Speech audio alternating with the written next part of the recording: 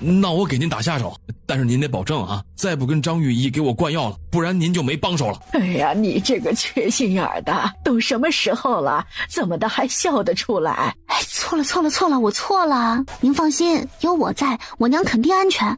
你也不走啊？哎呀，你可管管他们娘俩啊！那什么，我也没准备走。哎呀，我的个亲娘哎！你们这是要想干嘛呀？安阳一个都不够咱们担心的，你们都留这儿，那叫咱们怎么走啊？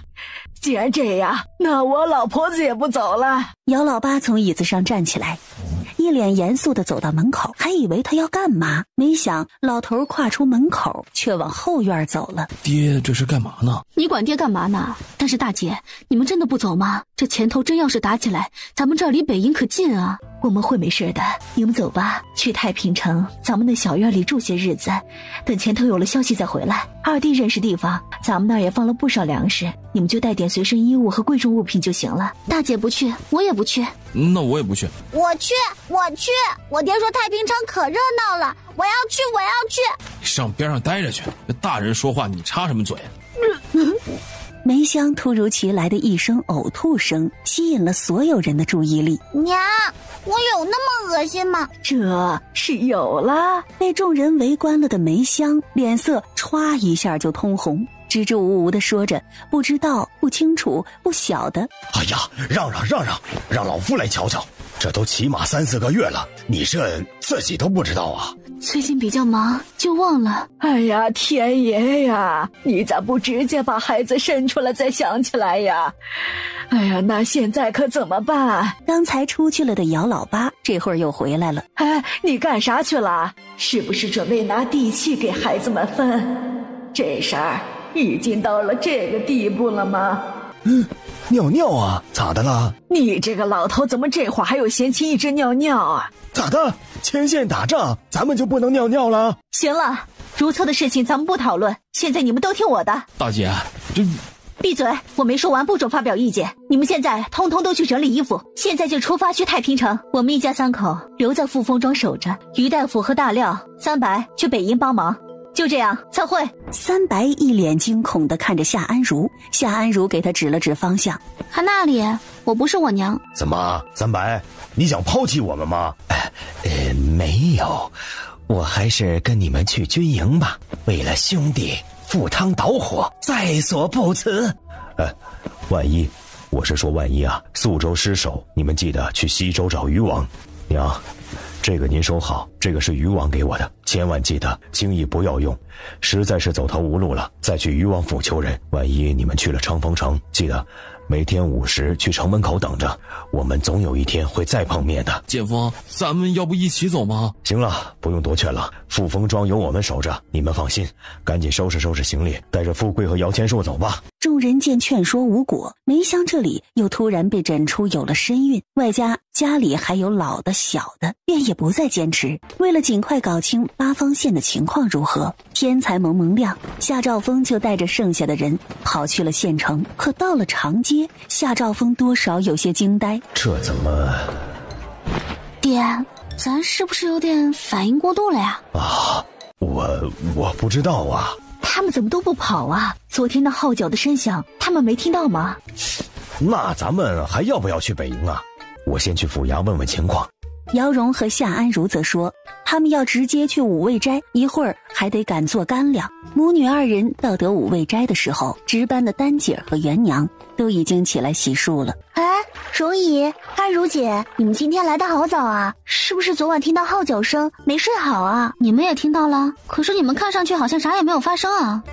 第一次遇到这样的事儿，吓坏了吧？不过这种事咱们以前这里常有，也不算什么。以前闹得最厉害的时候，北蛮都能够杀到村口，哪怕人都到村口了，村里还有老头老太在地里除草种地呢。你们不怕的吗？怕啥？怕北蛮打过来呀？不怕呀，荣姨你们也别怕，陈将军、崔大人都厉害着呢，会护着咱们的，放心吧。安如擦擦手，婶子们已经在做早饭了，一会儿就能吃了。所以大伙儿都没跑吗？这才哪儿到哪儿啊？有什么好跑的？其实也不是咱们不怕死，但是八方县的绝大部分人哪怕逃出去了也没有生路。这会儿天气又冷，这八方县大部分百姓都没有什么钱，驿站旅店肯定也住不起，更别提出门还想着吃喝温饱的事儿。还有家里头的屋子、牲口、田地，人跑了，这些怎么办呀？所以与其瞎跑出去冻死，白瞎了家里头的东西，还不如留在家里等着陈将军他们的好消息。除非真跟以前似的，北蛮杀到了家门口，那跑得了的还是会跑的。不过很多老人宁愿是死在家里头，也不会愿意逃难去的，反正都是个死，到哪儿都一样。不过蓉姐，你们怎么没有走啊？如果觉得实在害怕的紧，去太平城避一避也未尝不可。这里你放心，有我呢。安阳在北营呢，我不想走。不过我爹娘他们几个，我让他们去太平城了。就是我没想到你们居然都没走。我们都习惯了。陈将军没把北防线外扩之前，咱们这儿时常还能够听到他们战场上的厮杀声。别多想了，你们娘俩说的没错，咱们得相信陈将军和崔大人的本事，八方县定会无恙的。这样吧，咱们五味斋从今天开始分早中晚3班，每班30人，干粮能做多少就往北营送多少吧。那这粮食够不够啊？改配方，保证足够。就是不知道3班倒，大伙愿不愿意？倒3班的话，咱们可以供应3餐，1菜1汤1主食。不过吃喝不能挑，做啥吃啥。这外头粮食啥价钱？3餐都供应，估计工人得求着东家3班倒呢。都是穷苦人，有条生路就行了，哪还会不愿意的？既然如此，那五味斋的生产计划就这么毫无计划地决定了。土豆反正多的是，夏安如都想好了，到时候如果实在是没粮可做了，就直接给北营送煮土豆、烤土豆、盐水土豆、土豆干、土豆泥、土豆块、土豆片，反正土豆制品绝对管够。你上前线不过是添麻烦，站在那儿都会成为目标，你就好好在军中守着，争取早日把那个什么车船造出来便是。听话啊，姐去外头打仗，你好生在营中待着，莫要乱跑。那日年28回到了北营，夏安阳就去找了陈萍萍说话，也不知道俩人说了啥，就莫名其妙的，大伙儿也不知道为啥，就觉得这2人是一对儿了。这角色怕是反了吧？反什么？擅长什么干什么，你好好干你的技术，我去上阵杀敌，护你周全。行了，回吧，别送了啊，走了啊。说完，陈萍萍就骑着她老爹的高头大马呼啦啦跑了。夏公子，您想开点，其实并不一定男主外女主内的。所以你家小姐在家也是这么霸气外露的吗？虽然语言上不至于这么豪放，但是我家大爷不小心被小姐推到过池塘里一次，开玩笑打闹的时候胳膊打折过一次，比刀枪的时候手掌骨断裂过一次。行了，我懂了，以后我会对陈小姐更恭敬一点的。不是，我不是这个意思，我的意思是说，您如果不想跟我们家小姐在一起，也别说出来，事已至此，保密要紧。哎呀！此时北蛮军，大将军，5万精兵集结完毕，不过探子说前方肃北军人数也不少。哼，大荣竟然敢偷袭我们，还刺杀了大王最重要的军师。他们大荣朝那句话怎么说的？对，私仇不报非君子。不过这样也好，正好给了我们一个攻打他们的理由。反正我们早就准备把丢失的一切抢回来的，这次就干脆把大荣朝给灭了吧。将军，咱们这回来，第一是报仇，第二是粮草，灭掉大荣还得假以时日。巴棱嘎，你可知道为何我是大将，而你只能当副将吗？因为我有脑子，大王不喜欢，大王就喜欢你这种没脑子的。嘿嘿，不敢与大将军比肩，大将军骁勇善战，巴棱嘎只是您的手下败将。不错呀，巴棱嘎，既然知道，便无需多言。走，跟本将军上前线，杀他们大荣朝一个片甲不留。两军很快在北山垭口的东侧战场对峙上了。苏北军的战略就2点，要不就让北蛮忍不住跑进包围圈进行绞杀，要不就敌不动我不动，拖到他们粮草耗尽无战而败。当然，阿古拜什虽然莽撞，却也不是一点脑子都没有的人，也不会贸然进攻。于是第1轮大战便是两军派出先头部队擂鼓鸣号，隔着2里地开始对骂。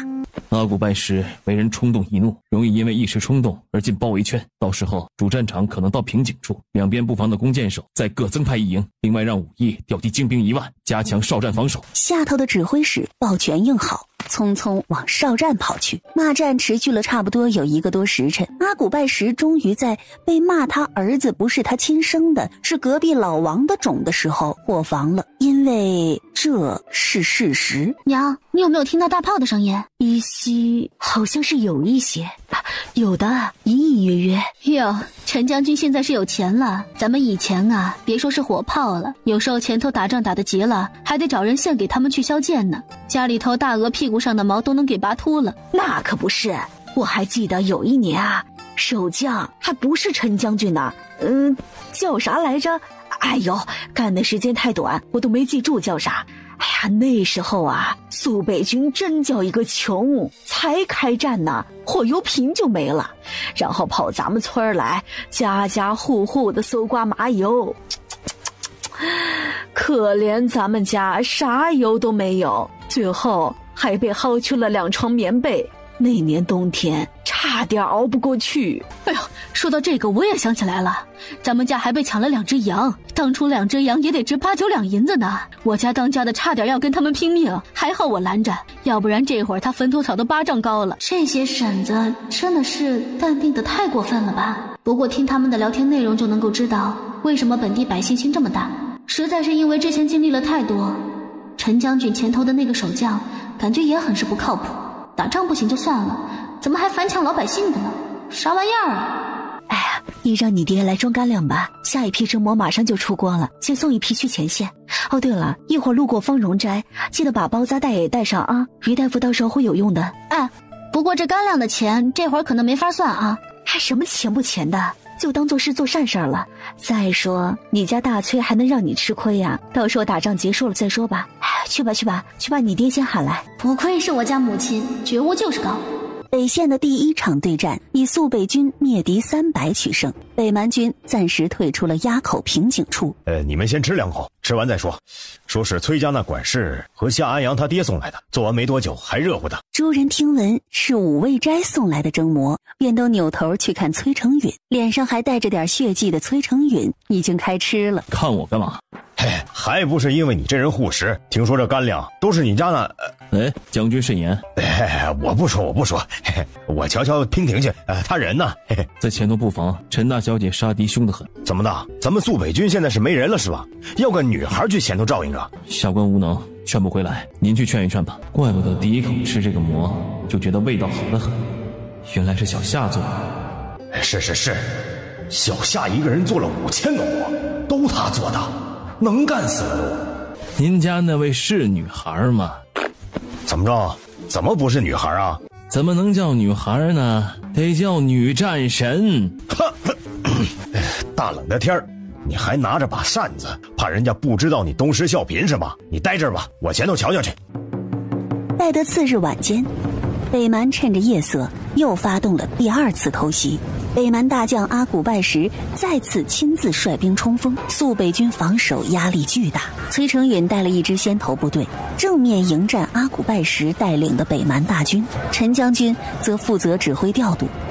根据战况，改变排兵布阵的方式。陈虎听着前头的战报，眉头越来越紧。秦先生看着哨站的沙盘说：“实在不行，只能扎山。”不行，我军不能后撤，死伤也会很多。传我令，北营再调2万精兵来，令中线、南线要时刻注意，以防敌军偷袭。正当传令兵要出去时，就见着急忙慌来了一队人马。夏安阳，他来干嘛？要不要照明啊？照明？这儿点不亮火吧？你们等下，都把眼睛闭上。只听轻微的吧嗒一声，古人陈将军第一次感受到了什么叫暴芒。哎呀，我的眼睛！哎呀，说了闭上眼睛的呀！你这啥破玩意儿啊？想弄瞎老子吗？灯啊，这什么火呀？怎是白色的，而且居然同太阳一般亮？难道是白磷？哎呀，我也不懂，这个东西是崔大人的，我也是无意中听他提了一句，才想起来去找的，他自己可能都已经忘记了。那这个有用吗？没用的话我就带回去了。有用。王义成去哪里了？老子的副将呢？喊他来，本将军要重新部署，再去北营调2个营弓箭手来，快去！垭口东侧的山腰上，突然之间出现了一个白色的日。咕噜咕噜，那是什么呀？我操！居然真的出了太阳了！苏北军蜂拥而上，而忙射了好一阵儿的弓箭手终于看清了敌我双方的分界线，歘歘歘，一轮轮的弓箭和石头放下去，立刻就断开了北蛮补充进来的兵力。这不会是崔大人？灯是你的，你还记得吗？哎，今年清明还是得给大哥多烧几炷香啊。你怎么来了？不是让你在营中等着吗？什么意思啊？平婷啥意思？您不知道吗？大小姐看上夏家那小子了呀！什么？臭小子，你给老子等着！你这，也不知到底是想让女儿嫁还是不嫁。秦先生，咱们为何不乘胜追击呢？正好这不是有光源吗？王副将这是准备去给北蛮送菜呀！崔大人，您等等，我问您个事儿。陈将军到底岁数大了，这办事儿没有以前干脆了。王副将，战场现在打扫吗？自然，凡看到敌军失守，都多补上2刀。我军战士尸体摘了名牌，就地掩埋；北蛮军的就丢出去喂狼。等崔成允他们再次回到哨站的时候，陈虎已经和被他钳住的夏安阳坐在一起了。要不要给你们点空间啊？爹，你干嘛呢？撒手！我是你爹，你居然帮他！崔成允朝秦先生看了眼，两人很有默契地退出了屋子，坐在了门口的台阶上，开始商讨之后的作战计划。一炷香后，陈平婷和夏安阳就出来了。我爹让2位进去说话。对了，他还找王副将。这就说完了？好了，还有啥可说的？走了。那我先回北营了啊，有啥事我再来。你自己也小心些啊，砍人也悠着点，别闪着腰扭着手。去吧，等我凯旋。行，你小子到底安的什么心呢？若敢戏耍我女儿，我现在就砍了你！我就是崇拜您家大宝贝，然后发现崇拜是喜欢的开始。那你准备娶她吗？如果您不嫌弃。不嫌弃，聘礼不需要，陪嫁28台嫁妆。为什么只有28台？我要58台。然后把必须给聘礼的话还没说完的夏安阳和女儿都赶了出来。崔成允和秦先生先王副将一步进了陈将军临时的办公房。来，咱们把日后的部署再说一下。都城那里报了吗？这次北蛮出动大军，咱们这场仗估计又是旷日持久，粮草军械还得增加。人已经往都城去了，过2日就会有回应。我们现在的粮食还够多久？照理是够3-4个月的，不过五味斋那里好像说每日要增加干粮供应。传我令，军粮先扔一半去五味斋，让他们每日送干粮到咱们军营便是。战备状态一切从简，炒啥菜呀还？人手设备都不够，将军您……火勇都派过去，人再不够就抽军户，每家2人。锅灶不够，让火勇自己带过去。那配方得让五味斋的来搞。咱们北营那群伙夫煮的啥呀都是，猪都不吃。而崔成允虽然有点担心小夏他们太忙，可转念一想，夏喜欢钱，给陈将军办事这方面倒是有保障。那孩子真是很会吐啊。崔成允，你是不是被那蛮子劈到脑瓜了啊？我说前线要挖高布陷阱，你笑个屁呀！我没笑啊。行了，继续说。与后续的布防战略会，陆陆续续又喊来了几个指挥使，直到天色微亮，一众人等才散了去。过的一日，当五味斋的工人们正欢快地聊着天揉着面蒸着馍的时候，突然有人说了一句：嘘，听什么声音？哎呦，我的个乖乖呀！我的命啊！坏人打来了！瞎嚷嚷个啥呀？咋的？没见过苏北军呢？这些人穿的不是军服，可那旗杆上的不是顶着个老虎吗？那是陈将军带兵的旗。为啥来这么多人啊？平日来取粮的人也不是这样打扮的呀。哟，这怎么看着能有好几百号人呢？请问哪位是东家？您几位是来取干粮的，还是来献吃的？咱们是陈将军派来的，帮五味斋一起做干粮的，粮食和灶头就在后头。什么？你们不是在前线打仗的吗？这怎么的？咱们是伙夫，我是这营的伙夫长。咱们军中光伙夫就有万人之数，这才来了一个营，没多少人。等咱们这儿搭了锅灶，后头还有2-3个营回来帮忙干活呢。一个营多少人啊？500。不到，咱们伙夫营啊，一个营也就400多人。那么多人，咱们这儿也腾挪不开啊。那不能给东家添麻烦，后头那片空地咱们已经跟郑县令要了，一会儿等材料来了就能搭棚，3天就能搭完。那行吧，不过咱们要帮你们点什么啊？这不得靠您教咱们做那个蒸馍吗？那个大将军说啊，咱们做的干粮能当武器投射。我外婆做的干粮能当榔头用。哟，那下回可得跟老人家比试比试啊。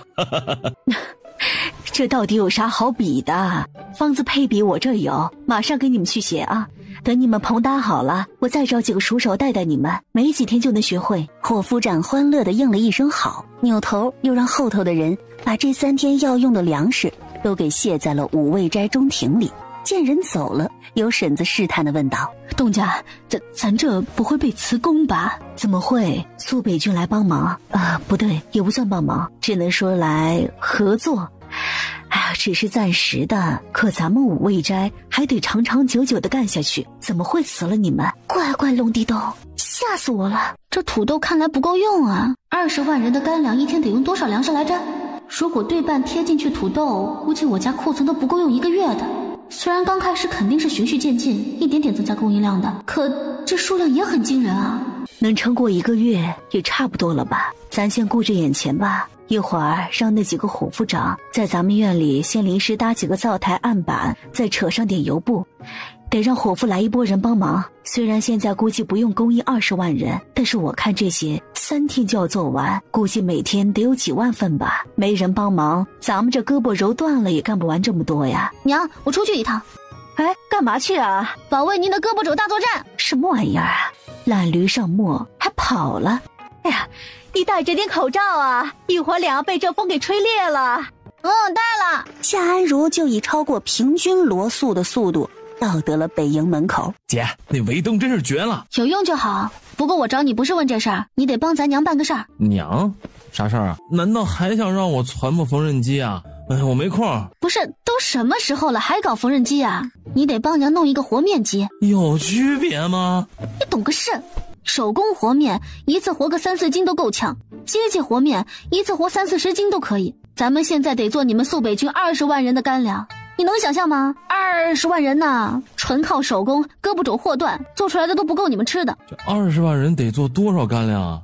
我哪知道啊，我又没做过。可和面机得用电啊，你就一个太阳能充电器，又要演太阳神，又要给对讲机充电，还得时不时的给你手机 pad 充电，哪够用啊？你是不是傻啊？没有电能，咱们有人力、驴力、骡力、牛力、马力，那实在不行还能给你抓个老虎捕个狼。这么多的小动物，你不想着怎么利用吗？啊，对啊，和面机也不用高速运转，只要能转起来就行。可不咋的。行，这个也许可以。姐，你等我消息啊。夏安阳说完就往军营里头跑。可抓点紧吧，咱娘的胳膊就全靠你了。都城那里，皇帝也收到了北蛮来犯苏北军开战的军报。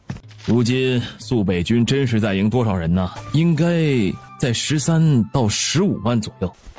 陈虎这人呢，别的优点没有，带兵打仗还是可以。你看看这单子，要的东西如数给他们补过去吧。不过这战来的也是蹊跷，早不打晚不打，偏偏选了最冷的时候打。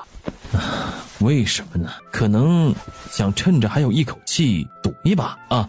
皇上，咱们兵部武器车马应该5天内就可以筹备齐全，就是不知道户部那里粮草什么时候齐备啊？让邱正奇来，你们商量着办。没过多久，邱尚书就和太子一起来了。知道消息了？是，刚才儿臣正找了邱尚书，听闻父皇急召，便跟着一起来了。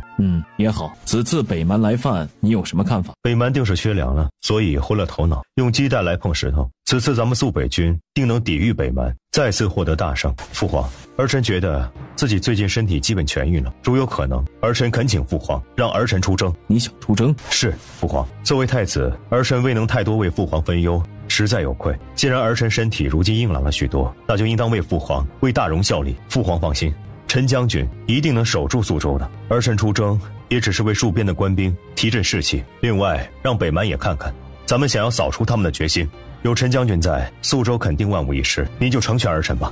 这事儿看看情况再说吧。邱正杰，你先跟谭少把运送粮草的事说说。回皇上话，户部刚收到一批福建来的粮税，正好可以调拨给陈将军。这事儿还是太子亲自盯着，那批税粮才会那么快进了都城。不错，太子办事看着也是越来越有章法了。儿臣愚笨，还得请父皇多教教。不过父皇，儿臣想去征战的事儿，您再考虑考虑吧。行了，朕再想想吧。粮草兵马那些具体的事儿，邱正奇和谭绍你们自己商讨细节，明天大朝会上再议。都下去吧。等人都走了，皇帝解开了龙袍领口的2颗扣子，松了松衣领，他才想站起身来走走，却听有人喊他：皇上，臣妾听闻您最近燥热难耐，特地炖了莲子羹来，您尝2口吧。这宫里头是没有一点秘密的是吗？连朕抬个龙锭放个龙屁，不出半个时辰，皇宫里估计全都能知道。怎么了，皇上？这莲子羹想要去燥，莲心不能去掉，略有一点点苦味是正常的。皇帝条件反射的一巴掌拍了过去，直接把皇后手里的碗碟给砸在了地上。皇上，臣妾哪里做的不对？您跟臣妾说便是。这又是何苦来哉？手滑，不小心的。现在这位是连找个借口都这么敷衍了吗？罢了罢了，一切都是为了儿子。那臣妾再给您添一碗。好。皇帝鬼使神差地点了下头，然后又后悔不迭。他不明白自己现在为什么会这样。大郎，吃药了。吓得他赶紧又一次把皇后手里送来的碗和勺子一起打落在地。皇上，您这……臣妾哪里做错了吗？没有啊，手滑。好一个手滑！皇上，臣妾要不然还是去换了这羹汤吧。不用，就这个吧，再盛一碗。中毒了，肯定是中了皇后的毒了，这毒妇啊！再一次，皇帝扫落了皇后端来的碗，而皇后这次甚至都没有把勺子给带上。来人，把地上收拾了。皇上，臣妾还是先走吧，这羹汤反正也没了，明日臣妾再给您煮吧。得了皇帝的首肯，皇后又朝皇帝行了一礼，带着宫女退出了启文殿。小太监见皇帝脸色潮红，满头大汗，急得赶紧要去找太医。别去，朕无碍，你扶朕走走。次日清晨的大朝会上，皇帝宣布他要御驾亲征。太子为了劝阻皇帝，直接磕晕在了大殿内。可皇帝铁了心，谁劝都不听，要了禁军1万，准备5日后启程宿州。他就想看看他的东西有谁想要打主意。皇上啊，你明日就要启程了，今晚要不要早点歇歇？怎么，你希望朕早点走啊？老臣希望皇上别走，皇上听老臣的嘛，朕能不去吗？皇后与太子巴不得朕别去，但朕偏要去。皇上，你闭嘴。崔景山，你说朕应不应该御驾亲征啊？问你呢？老臣以为，若皇上只是为了置气，那老臣觉得不去也罢，但若是因为别的什么原因，那去瞧瞧也未尝不可。哎呀，这不等于没说吗？这怎么叫等于没说呢？我的意思是，咱皇上要是去，就得为了自己的目的去，不能因为谁谁谁说了什么而去，这怎么能叫等于没说呢？不是，你看啊，像我就绝对反对皇上御驾亲征，对吧？你呢，既可去可不去，那到底是去还是不去呢？你是不是听不懂人话呀？我是说，咱皇上要去，就得是他想去，而不是被撺掇了去的。这回听懂了吗？喊什么？吵得朕耳朵嗡嗡的。行了，此时也别管那些繁文缛节了。不过这回御驾亲征，朕确实不是置气。太子如今手伸得太长了，户部、工部、兵部、吏部，还有朕不知道的地方都有他的手笔。他这次突然提出要去宿州，朕总觉得不对劲。你们不知道，朕在宿州还有点事啊。北安王不是宿州唯一的皇子，怎么什么话都敢往外秃噜？这也太不拿自己当外人了吧？他是不是想死啊？想死死远点。我二儿子还没娶媳妇，我临死前还要看二儿媳妇到底长什么样呢？什么玩意儿？有事就非得是男男女女之事吗？朕的意思是，朕在宿州啊，是吧？两位老臣同时下意识地把左耳往前凑。皇上说的什么？皇上说的什么？朕说朕在宿州开了个煤矿，不过这事儿就崔成允和陈虎知道，要是别人知道了，就是你们说出去的。所以您的意思是，太子也许知道这事儿，哪怕太子发现了您有煤矿，那又能如何呢？太子总不能威胁您说，这事儿儿臣知道了，您就得分儿臣一半，否则儿臣就满世界嚷嚷。太子之前只是身体不好，又不是脑子不好。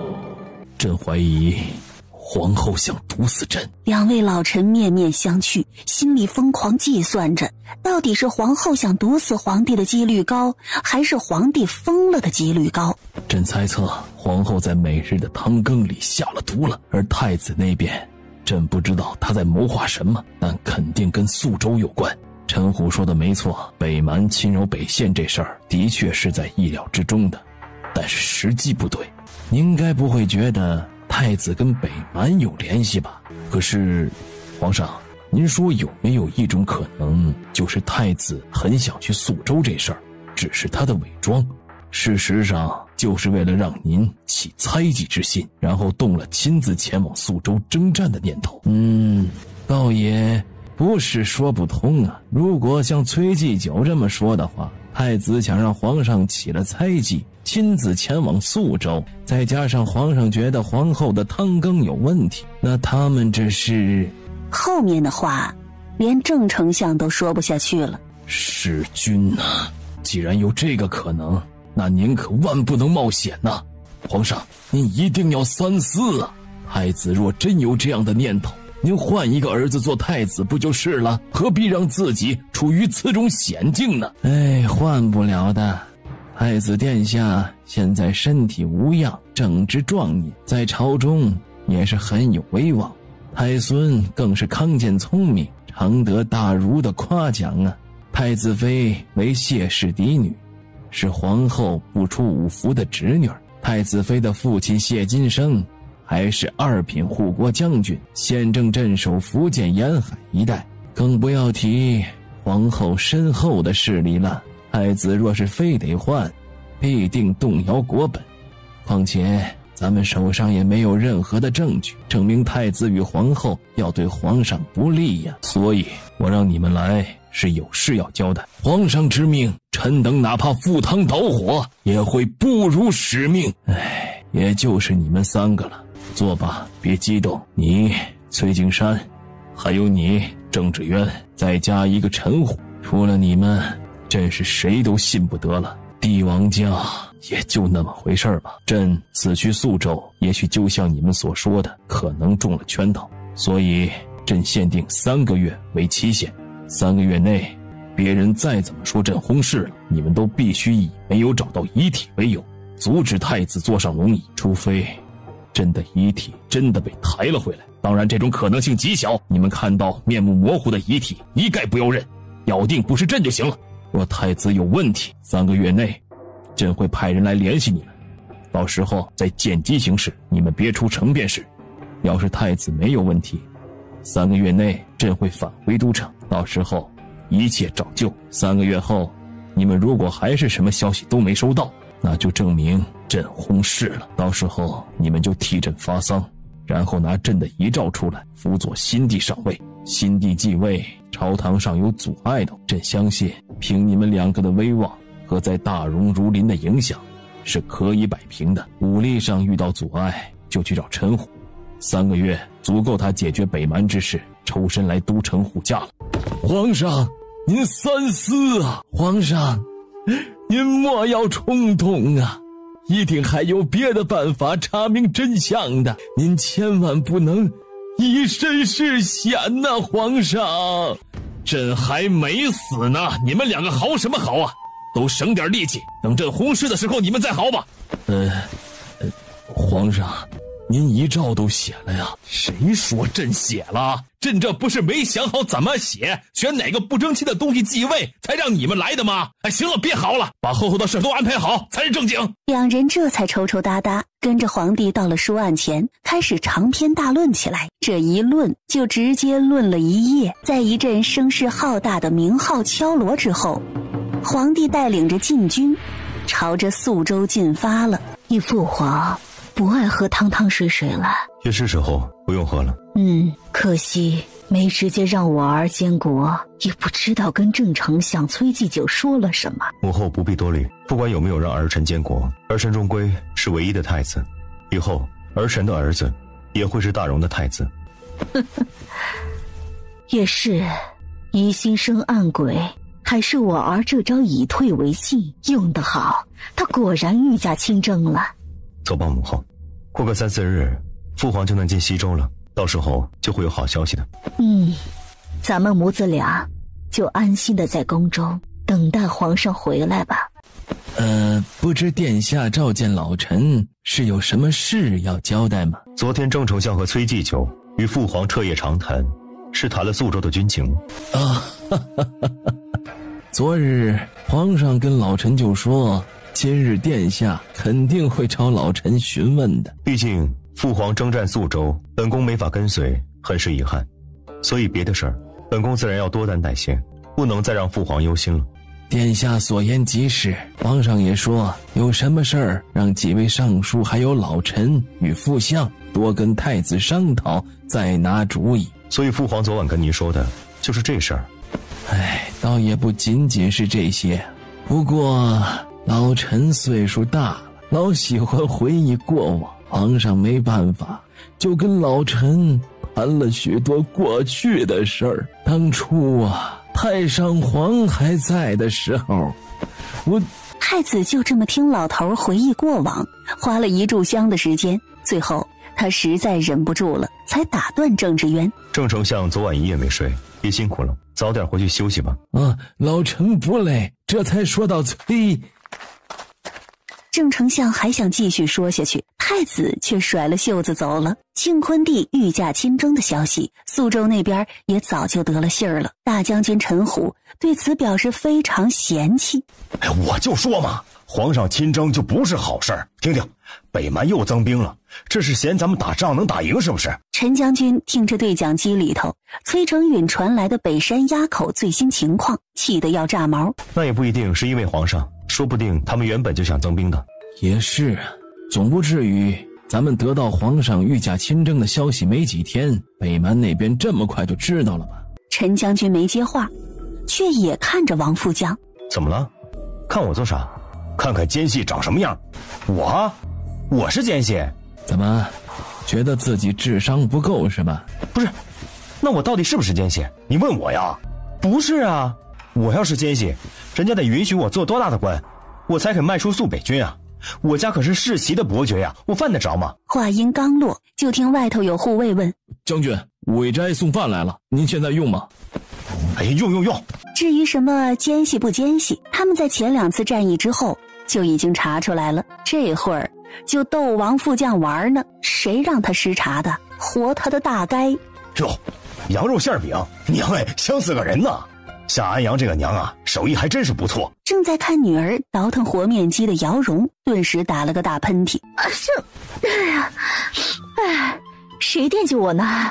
我爹呗，还能有谁啊？您还指望您儿子惦记您呢？好了，可以了，富贵来，咱们试试。夏安如说着话，就给富贵套上了一个奇怪的杆子，而那个杆子呢，连接着一个棒子，棒子下头是个像钉耙一样的搅拌装置。哟，这是干啥呢？驴子拉磨，咋还分上下层呢？这个富贵脾气不好，怕他顶缸。啥？驴子顶缸？为啥呀？对了，为啥会有缸啊？虽然大伙儿都看不明白是咋回事儿，好在用是可以用的，和2炷香的时间，富贵就全给你搞定了。怎么样，我的母亲？这主意不错吧？咱们可以考虑定制几个大缸，到时候借了县衙的牛来也能干这活。定啥大缸？在地上挖几个洞不就是了？到时候啊，这几面都让你三舅打了木板，板子高度只要到小腿左右，灰也进不去。盖上盖子，牛和骡子就在旁边拉不就行了？啊，也是哈，好像这样更简单哈。你们俩是没早告诉我，要早跟我说了，还用费这么大劲儿搭什么台子呀？这也太搞笑了。皇帝出行第4日，御驾终于进入了西周境内。此时，得到消息的虞王已经率领着王府的亲兵候在了官道上。儿臣恭迎皇上，吾皇万岁万岁万万岁！虞王呢？父王，怎么的？老父亲这是瞎了吗？父皇，儿臣在这里啊！您，这是谁呀？这是我大儿子啊！那个2担的胖子，如今怎么缩水成这样了？而且皮肤黝黑，两鬓苍白，乍一看口吐芬芳的，还以为是他父皇呢。你这是怎么搞的呀？西周的差事就那么让你操心吗？儿臣能力不够，只能傻干，所以是受了点不过结果还是好的。西周目前一切平稳，恭迎王君通过。这几年也的确为难你了，走吧，赶紧赶路，朕也不是来游山玩水的。听皇帝这么说，虞王也不敢耽搁，应了一声是，便翻身上马，恭请王驾先走。儿子很好。我那2担的好大儿，如今瘦成了皮包骨，却还只惦记着安慰我。天爷呐，这儿子看着比他老子还老啊！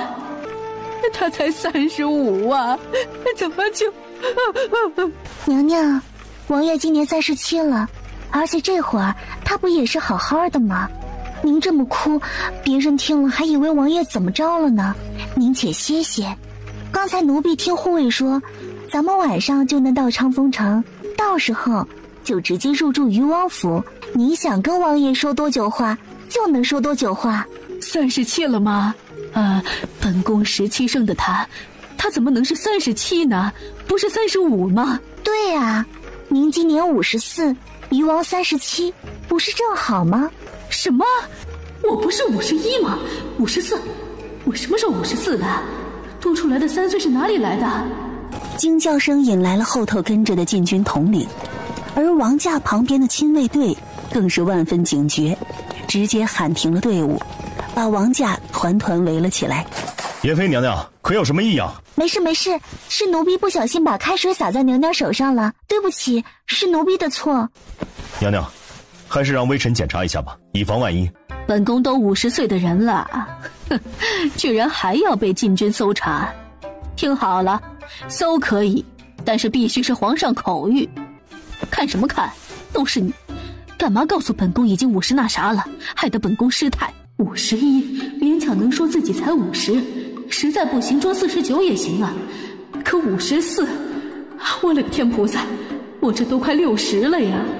属下也是为了娘娘与皇上的安危着想，望娘娘行个方便。本宫不方便。柯统领，皇上让燕妃娘娘共乘王驾。不要啊！这样也好，要不我派上来一队禁军，协同正都统护驾。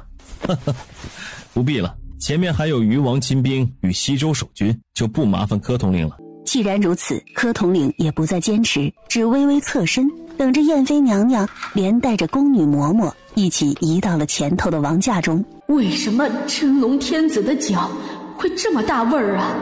年轻时候没觉得，这年纪大了真的受不住啊。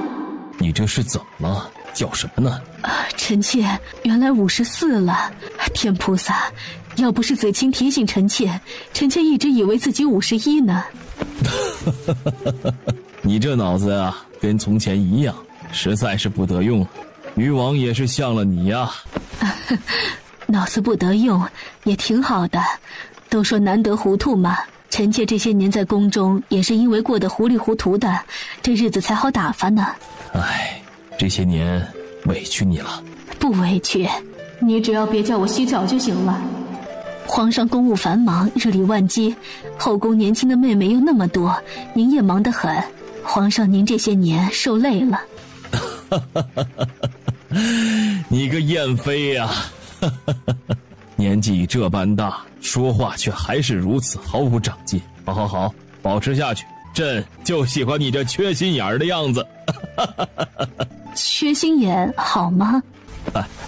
总比全是心眼子好啊。西周怎么会到如此境地啊？皇上莫要自责，天灾人祸也是寻常。如今西周，臣妾瞧着，除了人少了些，别的倒也还行。假以时日，定能够再度繁荣的。朕自责了吗？皇上您没自责啊？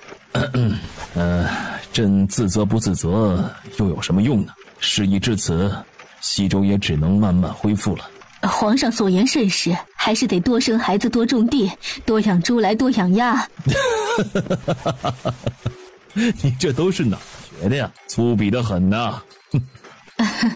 臣妾本就只略识得几个字，写字作诗确实是粗俗得很。不过臣妾这年岁越长，越觉得人活在这俗世中，遵循着那些最朴素的道理，才能够过得舒心一些。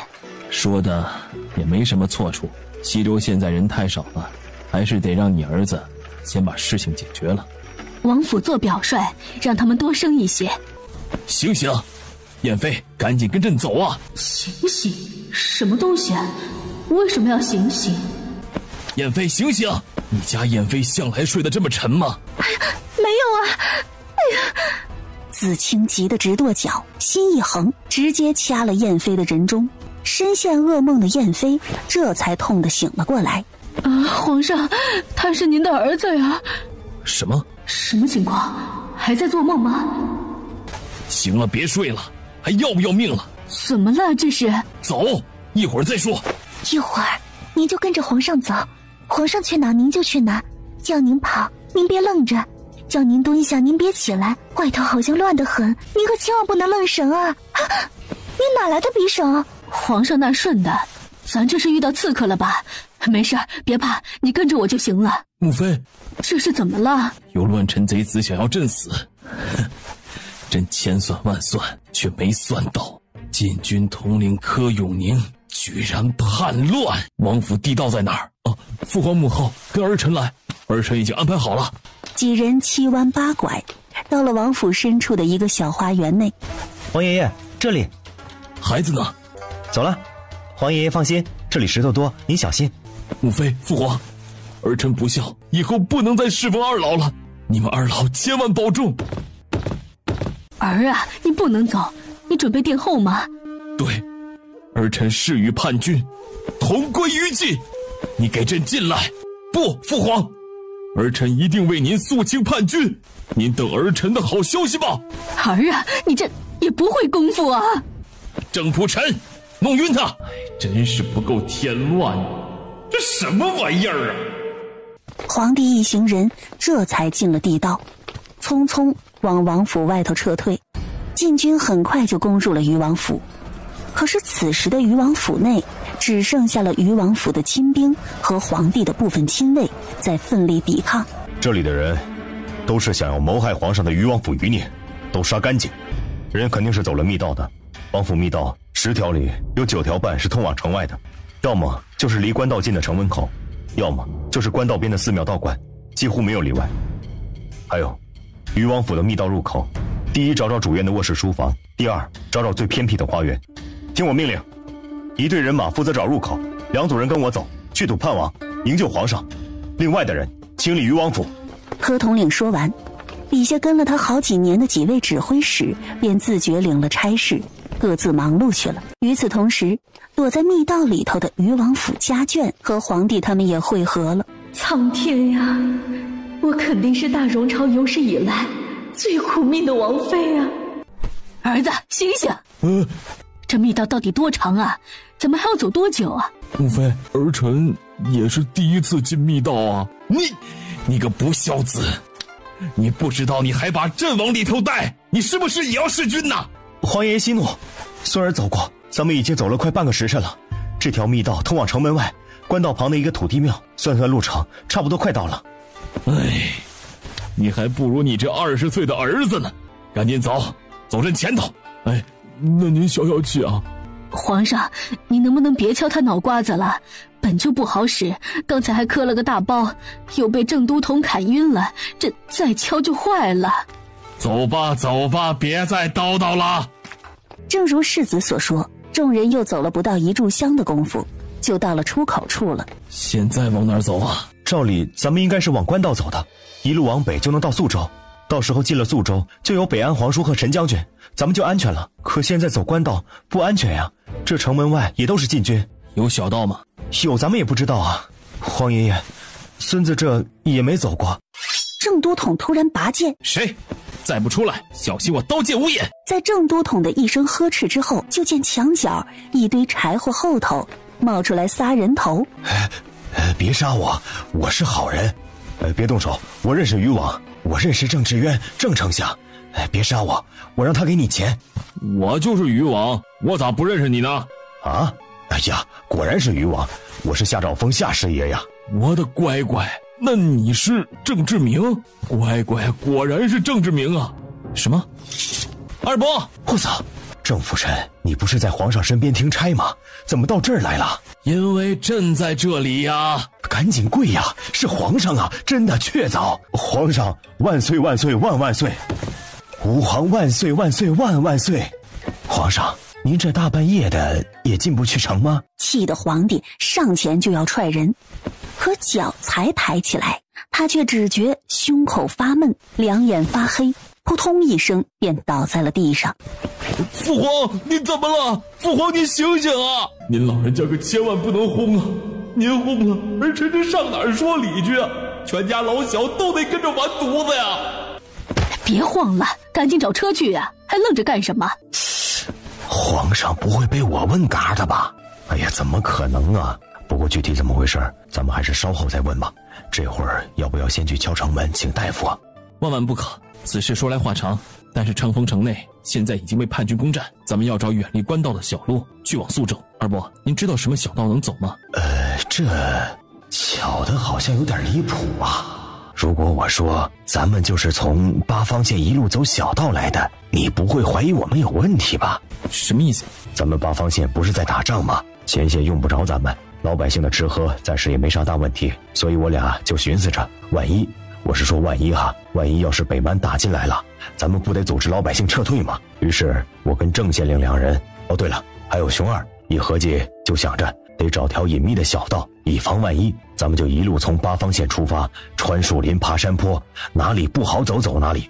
终于找到了一条通往太平城的小道。到了太平城之后，季大人就是季宗林季州牧又资助了咱们一批粮食，要求就是让咱们把从太平城到昌丰城的小路岔路也都探一探。咱们一路走了差不多能有个7、8天了吧。昨天晚上刚到昌丰城外，原想着能进去住一宿呢，却遇到了戒严进不去，然后就遇到了你们了。原来如此，这算不算是瞎摸碰到死耗子？正好，咱们现在马上就走，且不能走官道。二伯啊，还有夏师爷对吧？有劳二位带路吧。你们赶车了吗？咱们得要辆车呀，父皇喊不醒。车没有，骡子有一头，要不把皇上搭在骡子上？这还有别的办法吗？咱们是没办法了。行，就这样吧，不磨蹭了，有什么事路上说。正当众人把皇帝安置上了骡子，就听得破庙外头来了人，护住皇上！来的禁军差不多有20人，好在郑辅臣武艺高超，下手狠辣，一炷香后找来的20个人就都被解决了。多谢夏师爷出手相助，但是此地不宜久留，烦请立刻带路前往宿州吧。差不多快要脱力的夏兆丰强忍着杀人的不适感，抱拳应了声好。瑟瑟发抖的众人便跟着夏兆丰和郑志明快速离开了土地庙。众人在晨曦中安静地穿过了一片小树林。这山上没路，但是不算太陡，可以走，大家坚持一下，翻过了这山咱们就休息休息。不要，本宫不爬，本宫这辈子都没有爬过山，来人抬本宫过去。从渔王府逃出来的这群人闻着味儿都围到了夏兆丰身边。大伙儿先吃着，我再给你们煎一锅。就是皇上他要不要给灌点糖水啊？母妃，您瞧这咋办呢？灌吧。夏师爷，你知道附近哪里有大夫吗？咱们最好还是得去找个大夫给皇上瞧瞧。离这儿7、8里地的一个小城里头倒是有家医馆，咱们来的时候富贵着了风寒，我去给他抓过药。疯了吧？给骡子请大夫？你跟夏师爷去把大夫找来，好歹给皇上把个脉，灌个药试试。咱们也不能干熬到宿州啊。那把好脉，咱还得把大夫一起带走。那要不杀了？带走吧。没想到母妃居然是这样的母妃啊！看什么看？吃你的！此时，官道上果然已经5步一卡，10步一岗了。哎呀，这是怎么了？你不知道啊，吓死人了！据说鱼王谋逆，昌丰城杀的鸡都不剩一只了。啊？谋逆为啥要杀鸡呀？那不是，我就是夸张了一点。哎，你们几个到这里来，把录影拿出来。夏兆丰冲朝他们吼的禁军看了眼，然后点了点自己的鼻子。对，就是你们几个，赶紧的过来。哎，来了，拿录影出来。还有你，2个禁军的人伸出了手，夏兆丰和郑都统把录影都递了过去。宿州八方县的县令和师爷要去昌丰城，你们去干嘛呀？本官去昌丰城办事，还得给你上报啊。咱们也是奉命盘查，请您配合一下。盘查本官？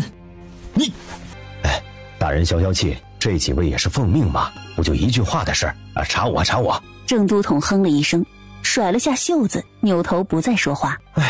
好在这师爷还算上道，不然一会儿真吵起来，我也少不得挨了上头的骂。这是上昌丰城干啥去啊？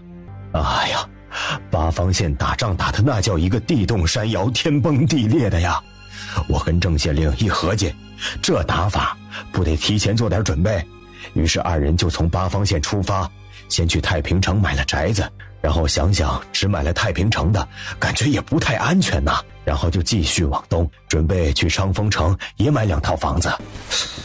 这破县令和师爷不就想逃吗？还一副高高在上的样子，我呸！哎呀，不过人家也没说自己想逃，人家就说要安顿家人，这也挑不出来啥理呀。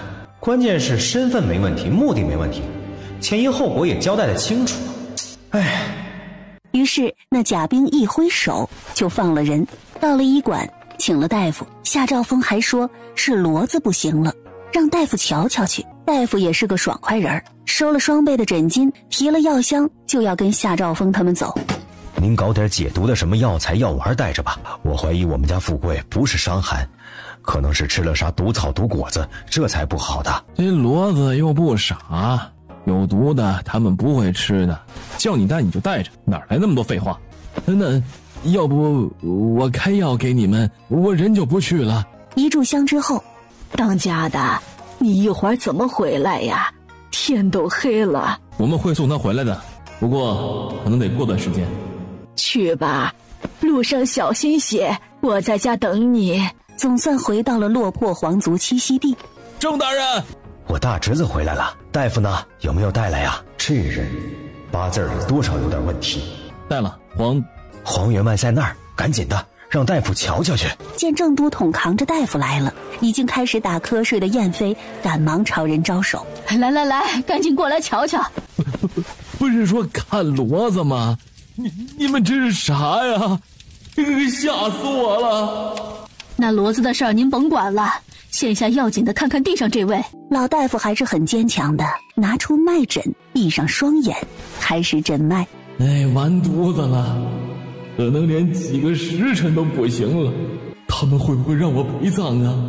哎呀，我怎么就那么倒霉呢？